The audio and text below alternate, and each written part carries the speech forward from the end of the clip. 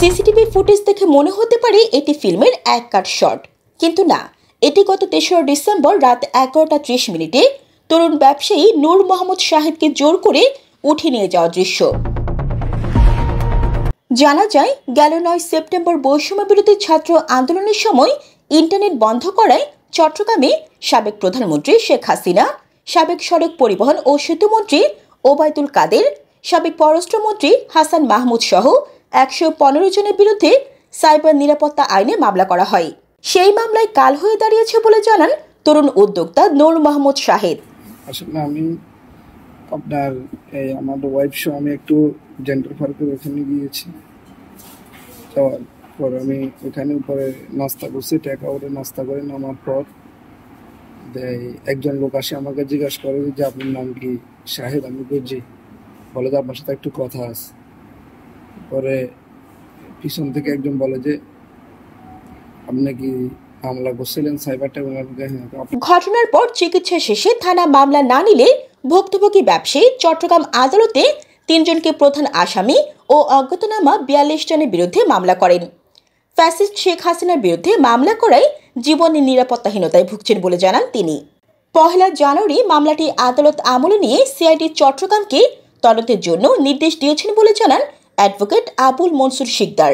৯/৯/২০২৫ তারিখ উনি পেজ সরকার শেখ হাসিনার বিরুদ্ধে সাইবার ট্রাইব্যুনালে মামলা দায়ের করার পর ওনাকে পেজিস সরকারের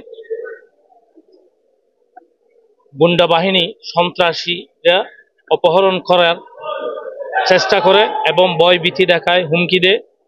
জুলাই বিপ্লবে সরকার পতনের পর এখনও নিরাপত্তাহীনতায় ভুগছেন শাহিদের মতো অনেক উদ্যোক্তাও।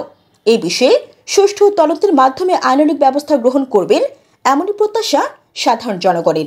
ওখান থেকে বাইরে হওয়ার সময় জেনারেল পার্কের সামনে আমাকে কিছু অপরিচিত অজ্ঞাত ব্যক্তি এসে আমাকে জিজ্ঞাসা করে, আপনার নাম কি শাহিদ? আপনি কি প্রধানমন্ত্রীর বিরুদ্ধে মামলা করেছেন? জি। আপনাকে অনেকবার বিভিন্নভাবে আমরা না করেছি মামলা না করার জন্য। এই কথা বলতে না বলতে বলে, আচ্ছা আপনি এদিকে আসেন। আমাকে একটু সামনের দিকে ডাকে, বলছে আমার ফ্যামিলি এবং আমার ড্রাইভার আমাকে যেতে দেয় না, বলে যে আপনারা কি বলবেন এখানে বলেন। তো ওরা ওখানে প্রায় ছড়াই ছিটা প্রায় ৪০-৪২ জনের মতো লোক ছিল এখানে উপস্থিত। আমার সামনে ছিল প্রায় ৭-৮ জনের মতো।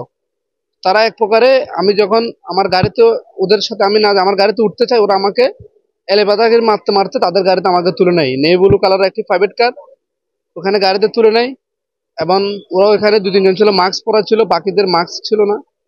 পরবর্তীতে আমাকে ওরা গাড়ি তুলে আমাকে ছোটপোল পুলিশ লাইন পর্যন্ত চেঁচায় নিয়ে যায়। ওখানে উপস্থিত তারা ২ জন প্রাইভেট কারের ভিতরে ছিল, একজন ড্রাইভার ছিল, ওরা ৩ জন। ওরা ২ জন ওই পাশে পড়ছে, আমাকে এই পাশে, আমার শরীরের অর্ধেক ছিল বাইরে। ওই সুবাদে আমি কোনোভাবে হাত দিয়ে করে জাকড়ি দিয়ে আমি রাস্তায় পড়ে যাই কোনোভাবে আমার জান নিয়ে। পরে উপস্থিত এখানকার হালিশহর পুলিশ লাইনের পুলিশ বাইরে হয়, যেহেতু পুলিশ লাইনের গেটের সামনে আমাকে পালাই দিছে, পুলিশ লাইনের পুলিশ বাইরে হয় এবং ওখানকার স্থানীয় মানুষজন আগাই আসে এবং হালিশহর থানার মোবাইল টিম আসে আমাকে চট্টগ্রাম মেডিকেলে চিকিৎসা দেয়। চিকিৎসা শেষ করে প্রাথমিকভাবে আমি থানায় অভিযোগ করি এবং থানায় আমাকে আদালতে মামলা করার জন্য পরামর্শ দেয়। আমি আদালতে মামলা করেছি।